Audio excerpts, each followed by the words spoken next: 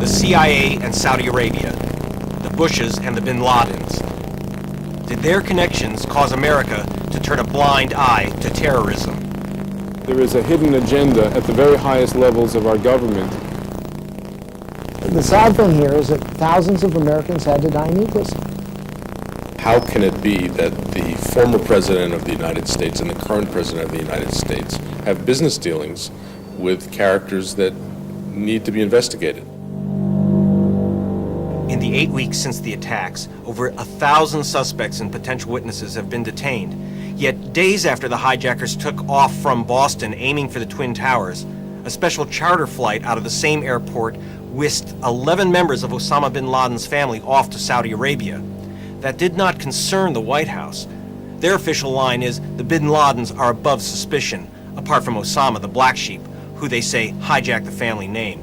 That's fortunate for the Bush family and the Saudi royal household, whose links with the bin Ladens could otherwise prove embarrassing. But Newsnight has obtained evidence that the FBI was on the trail of other members of the bin Laden family for links to terrorist organizations before and after September 11th. This document is marked secret. Case ID 199I WF 213589. 199 is FBI code for case type. 9 would be murder. 65 would be espionage. 199 means national security. WF indicates Washington Field Office special agents were investigating ABL because of its relationship with the World Assembly of Muslim Youth, WAMI, a suspected terrorist organization. ABL is Abdullah bin Laden, president and treasurer of WAMI. Our version of Main Street. Stroll down our sidewalks or take a break and just enjoy the view. This is the sleepy Washington suburb of Falls Church, Virginia, where almost every home displays the Stars and Stripes. On this unremarkable street, at 3411 Silver Maple Place, we located the former home of Abdullah and another brother, Omar, also an FBI suspect. It's conveniently close to WAMI. The World Assembly of Muslim Youth is in this building, in a little room in the basement at 5613 Leesburg Pike. And here, just a couple blocks down the road at 5913 Leesburg, is where 4 of the hijackers that attacked New York and Washington are listed as having lived.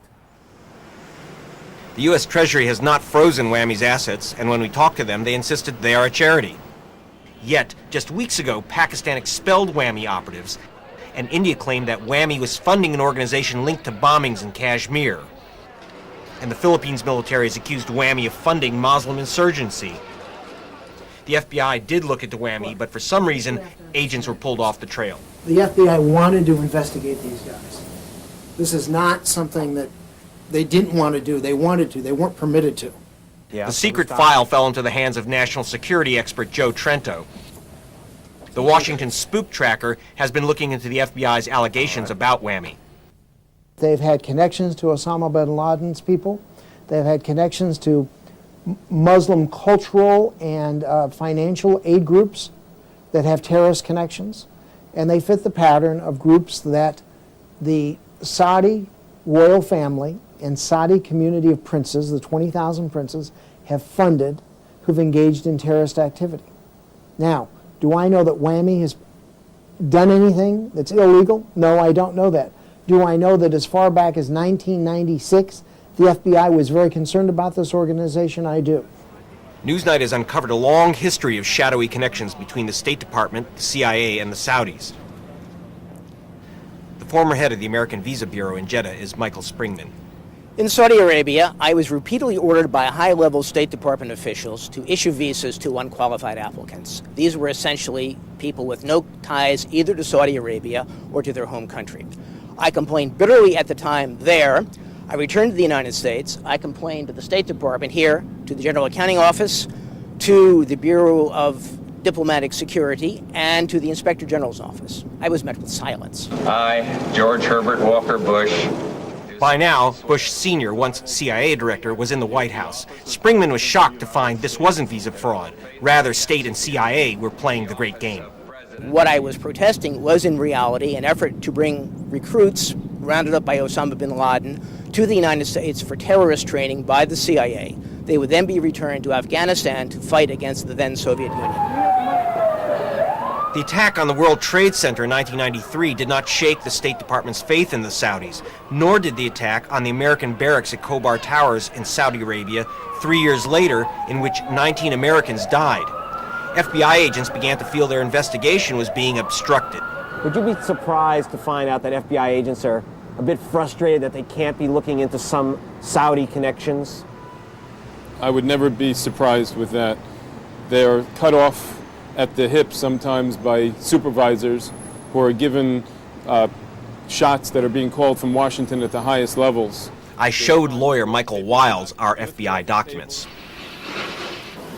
One of the Khobar Towers bombers was represented by Wiles, who thought he had useful intelligence for the U.S.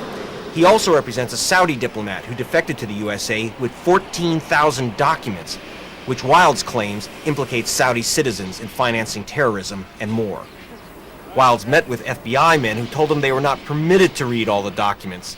Nevertheless, he tried to give them to the agents. Take these with you. We're not going to charge you for the copies. Keep them. Do something with them. Get some bad guys with them. They refused.